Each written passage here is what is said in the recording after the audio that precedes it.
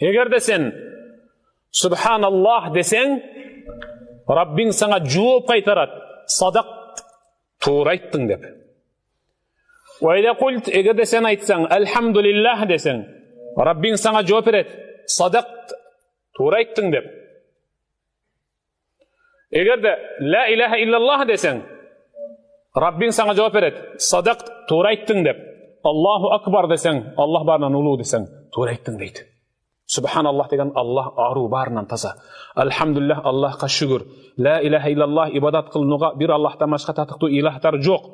Барына тура айттың деп жооп берет. Төртөн айтып бүткөндөн кийин эгерде сен бирден эле Аллахумма гфирли, Аллахым менин күнөөмдү кечир десең, Аллах Таала сага жооп берет. Кад фаалт, кечирип койгомун деп. Карагыла. Кад фаалт, кечирип койдум.